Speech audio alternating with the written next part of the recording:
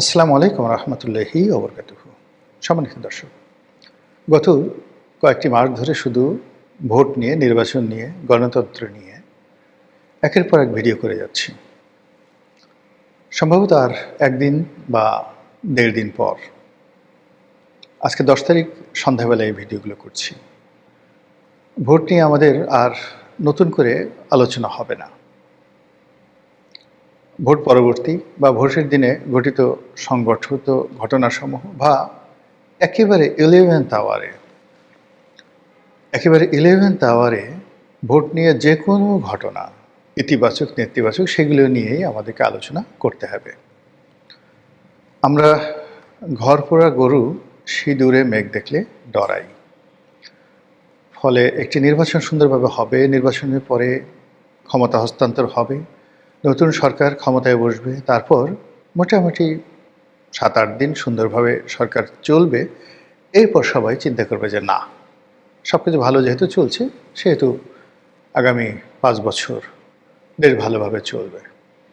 কিন্তু তার আগ পর্যন্ত আমরা যে কষ্ট পেয়েছি বিগত দিনগুলোতে এবং যেভাবে প্রতারিত হয়েছি, ভোটের নামে যে প্রহসন হয়েছে, যেভাবে আমাদেরকে ব্যবহার করা হয়েছে, যেভাবে বলা হয়েছে সকল ক্ষমতা জনগণের, কিন্তু যখন গভীর রাতে তারা ছিল মেরেছে, জনগণের নাম ব্যবহার করে যখন তারা গণতন্ত্রের টুটি চেপে ধরেছে, রাষ্ট্র ক্ষমতাকে ব্যবহার করে আমাদের ট্যাক্সের টাকা খরচ করে তারা যখন নিজেরা একটা ফলাফল তৈরি করেছে, তারপর বলেছে এটা জনগণের ইচ্ছা এবং আকাঙ্ক্ষা। এবং এই কথা তারা একদিনে বলেনি, ৭৩-এ বলেছে, তারা ৭৬-এ বলেছে, তারা ৭৯-তে বলেছে, ৮৬-তে বলেছে, ৮৮-তে বলেছে, এমনকি সেই যে ১৯৯৬ সনে বলেছে, সেই কুখ্যাত ১৫ই ফেব্রুয়ারির নির্বাচন। তারপর ৯১ পরবর্তী যে সংসদীয় গণতন্ত্র, সেই গণতন্ত্রের বিষ বাষ্প আমরা দেখলাম ২০০১ সনে এসে। 111 এলো, কত রং দেখলাম, কত ঢং দেখলাম। আবার সেই জনগণকে নিয়ে রাস্তায় নেমে রাজনৈতিক দলগুলো ক্যান্টনমেন্ট থেকে ক্ষমতা ছিনিয়ে আনলো। এলো ২০০৮ সন। তারপর ইতিহাস আপনার আমার সবারই জানা। ২০১৪, ২০১৮, ২০২৪, এই তিনবার জনগণ যেভাবে প্রতারিত হয়েছে, এই তিনবার জনগণ যেভাবে প্রবঞ্চিত হয়েছে, তাতে করে এই জনগণ ভোট সম্পর্কে, গণতন্ত্র সম্পর্কে খুব বেশি আশাবাদী হবে এতটা নির্বোধ এই ১৮ কোটি বাঙালিদের মধ্যে একজনও নেই। এই কারণেই শেখ হাসিনার পতনের পরেও যারা ক্ষমতায় বসেছেন তাদেরকে সবাই সন্দেহের চোখে দেখেছেন। আর জনগণের অবিশ্বাস নিয়ে, জনগণের অসহযোগিতা নিয়ে যারা ক্ষমতায় বসেছেন তারা ইচ্ছে করলে অনেক কাজকর্ম করতে পারতেন না। আজকের এই দিনে যে ভিডিওটি করছি, সেই দিন দেখলাম যে সরকারি অফিসগুলোতে রীতিমতো বিষাদের ছায়া নেমেছে। যারা মন্ত্রী পদমর্যাদায় গত ১৭ মাস দাপট দেখিয়েছেন, স্পষ্টতই তারা ছিলেন হতবিহ্বল, বেদনার্ত। অনেকে ক্ষমা চেয়েছেন, অনেকে বিদায় নেওয়ার চেষ্টা করেছেন, অনেকে পদত্যাগ করার কথা ভাবছেন বা বলছেন। যে পদগুলো গত ১৭ মাসে অভাবিতভাবে দখল হয়েছিল, যেমন ঢাকা বিশ্ববিদ্যালয়ের ভাইস চ্যান্সেলর, ভদ্রলোকে এসছেন, কতগুলো ১০ না ১২ পৃষ্ঠা নাকি তার বায়োডাটা। তো তিনি পদত্যাগ করার ইচ্ছা প্রকাশ করেছেন, জামাতের লোক। তো তিনি বলছেন যে তিনি পদত্যাগ করতে চান, তবে আগামীতে যিনি নির্বাচিত হয়ে আসবেন তিনি প্রধানমন্ত্রী, ভবিষ্যৎ প্রধানমন্ত্রী অথবা তার দল বা তার সরকার যদি চান তিনি থাকতে পারেন। কিন্তু বাংলাদেশে একটা বেকুবও জানে, গর্ধবও জানে যে যদি বিএনপি ক্ষমতায় আসে, ঢাকা বিশ্ববিদ্যালয়ের ভাইস চ্যান্সেলরের যে পদটি, এটি ১ মিনিটও থাকবে না। একই অবস্থা বঙ্গভবনে করুণ সুর বাজছে।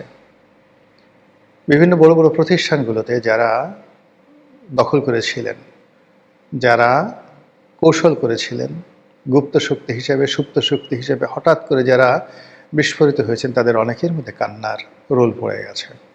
এরই মাঝে ভিন্ন চিত্রও আছে। অনেকে ভাবছেন যে এখনও ম্যাটিকুলার ডিজাইন শেষ হয়নি।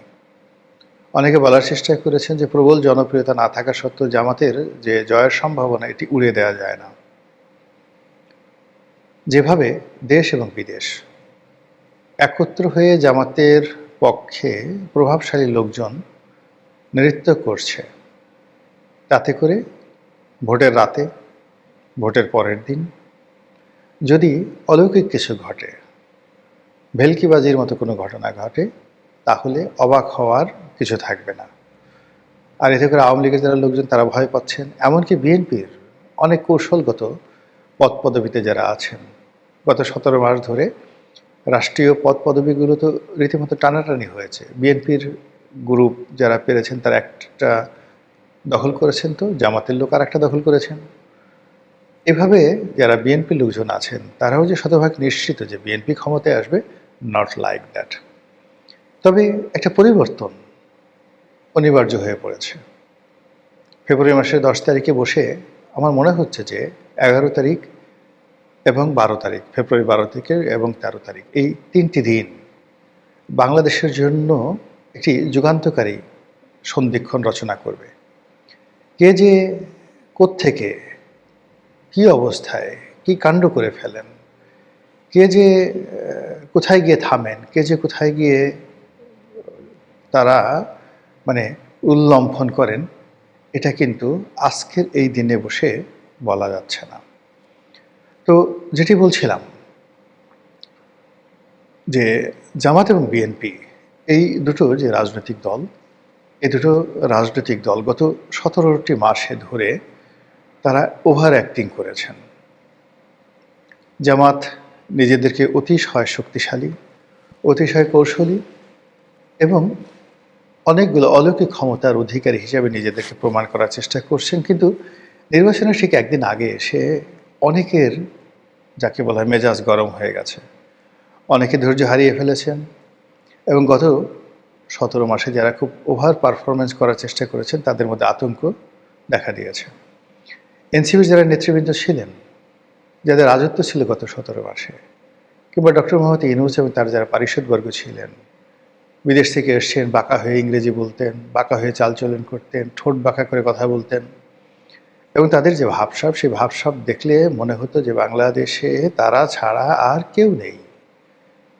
তো এই আজকের এই দিনটিতে মনে হচ্ছে যে আজকে আমাদের পলিথিন আপা কেমন আছেন, আজকে আমাদের সেই আকাশ থেকে লাফিয়ে পড়া বিস্ময় বালক তিনি কেমন আছেন। আজকের এই দিনে মনে হচ্ছে যে যমুনা কি হচ্ছে, কি করবে। তো সব মিলিয়ে যে টোটাল পরিবেশ এবং পরিস্থিতি, সেই পরিবেশ এবং পরিস্থিতি এই নির্বাচনকে কেন্দ্র করে আমরা যা কিছু আলাপ আলোচনা করছি, যেটি আর 2 দিন পরে নতুন একটা প্রেক্ষাপট নিয়ে আমাদের আলোচনা করতে হবে। এখন গত 17 মাসে আমরা যে শূন্যতা অনুভব করেছি, আওয়ামী লীগের শূন্যতা অনুভব করেছি, আমরা যার যার অবস্থান থেকে বলার চেষ্টা করেছি যে আওয়ামী লীগ ছাড়া কোনো ভোট হবে না এই বাংলায়। আমরা বলার চেষ্টা করেছি যে একটি ইনক্লুসিভ নির্বাচন হলে সবার জন্য কল্যাণ করা হবে। আমরা অনেকে বলার চেষ্টা করেছি যে সরকারের উচিত হবে না আওয়ামী লীগকে নিষিদ্ধ করা, একটি রিকনসিলিয়েশন, একটি ট্রুথ কমিশন ইত্যাদির মাধ্যমে যদি পুরো রাজনীতির বিধি ব্যবস্থাকে অ্যাডপ্ট করা যেত এবং একত্র করা যেত, গ্রহণ করা যেত এবং সম্মিলন ঘটানো যেত, বর্তমানে যারা আয়োজক আছেন নির্বাচনে তাদের জন্য খুব ভালো হতো। এবং যারা এত কষ্ট করে নির্বাচন করছেন, প্রচুর টাকা খরচ হচ্ছে, প্রচুর শ্রম এবং মেধা খরচ হচ্ছে, কিন্তু এরকম একটা নির্বাচন যদি কোনো কারণে 2 মাস পরে আবার ঘুরে দাঁড়াতে হয়, 6 মাস পরে যদি একটা নতুন কিছু ঘটে যায়, 1 বছর পরে যদি একটা বিকল্প নির্বাচন দিতে হয়, তাহলে সবাই ক্ষতিগ্রস্ত হব, দেশ, জাতি এবং কাল। তো সেই অবস্থাতে আমরা যে সকল কথাবার্তা বলেছি, আমাদের কথাগুলো ইতিহাসে লিপিবদ্ধ আছে, ইথারে এগুলো জমা হয়ে আছে, কিন্তু যারা কর্তা ব্যক্তি তাদের কর্ণকুহরে পৌঁছেনি। বরং আমাদের মধ্যে যারা একটু বেশি কথা বলার চেষ্টা করেছেন তাদের অনেককে স্তব্ধ করে দেওয়ার জন্য যাকে বলা হয় প্রবল চেষ্টা করা হয়েছে।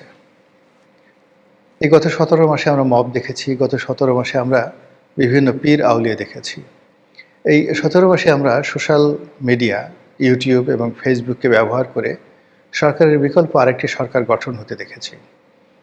সরকারের উপরে প্রভাব বিস্তার করতে পারে এরকম আরও অনেক অনেক সরকারকে দেখেছি, দেশে, দেশের বাইরে। এই সময়টাতে আমরা বিবর্তন দেখেছি। মানুষের মধ্যে যে বিশ্বাস, শ্রদ্ধা, সেই জিনিসগুলো নষ্ট হতে দেখেছি। ফলে নির্বাচন নিয়ে এই যে আমরা গত কয়েকটি মাস ধরে যা কিছু বলেছি, যা কিছু করেছি, প্রায় সব কিছুই খুব অল্প, মানে ১-২ দিনের মধ্যে একটা নতুন পরিবেশের মধ্যে যাবে। সেই পরিবেশ কি সুখকর হবে? মনে হচ্ছে না, কোনো অবস্থাতে সুখকর হবে না। যদি জামাত ক্ষমতায় আসে, আপনার কি মনে হয় তারা ভালোভাবে দেশ চালাতে পারবেন? কিংবা যদি বিএনপি ক্ষমতায় আসেন, তারা পারবেন? মোটেও নয়।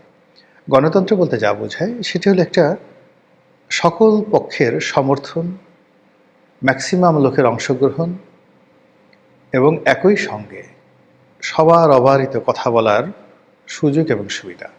তার সঙ্গে সঙ্গে দুষ্টের দমন শিষ্টের পালন এবং যাকে বলা হয় সাধারণ যারা জনগণ, তাদেরকে মনে করতে হবে যে আমি এই শাসন প্রক্রিয়ার সঙ্গে সম্পৃক্ত আছি। যেখানে আওয়ামী লীগের 50% লোক, মানে আওয়ামী লীগের 35% এবং তাদের যারা সহযোগী লোকজন আছেন, প্লাস বিএনপি বিরোধী, জামাত বিরোধী যে গ্রুপগুলো আছেন, তাদের মধ্যে প্রায় 50% লোক মুখ ভার করে আছেন।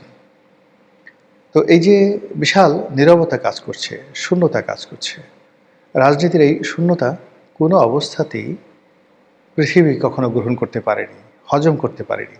পৃথিবীর সব শূন্যতা পূর্ণ করা যায়, বাতাসের শূন্যতা পূর্ণ করা যায়, পানির শূন্যতা পূর্ণ করা যায়, কিন্তু রাজনীতির যে শূন্যতা, সেটা কখনো পূর্ণ করা যায় না। রাজনীতির শূন্যতা যেখানে, সেখানে অনিবার্য মারামারি, অনিবার্য যুদ্ধ এবং অনিবার্য হানাহানি। এ পৃথিবীতে যে হিটলার এসেছেন, মুসোলিনি এসেছেন, চেঙ্গিস খান এসেছেন, হালাকু খান এসেছেন, তারপর তৈমুরুল লং এসেছেন, তছনছ করে দিয়েছেন পৃথিবী। এই পৃথিবীতে তাদেরকে বলা হতো বিধাতার চাবুক। কত কোটি মানুষ এই পৃথিবীতে মরে গেছে, খোঁজ নিয়ে দেখেন। যেখানে তাদের আবির্ভাব হয়েছিল যে সময়টিতে, তখন বিশাল একটা শূন্যতা ছিল, রাজনৈতিক শূন্যতা। আমাদের এই দেশ এখন আর কিভাবে চলছে? এখনকার চাইতে শত শত গুণ ভালো, হাজার হাজার গুণ ভালো শাসক অতীতে ছিলেন। গিয়াসউদ্দিন আজম শাহ,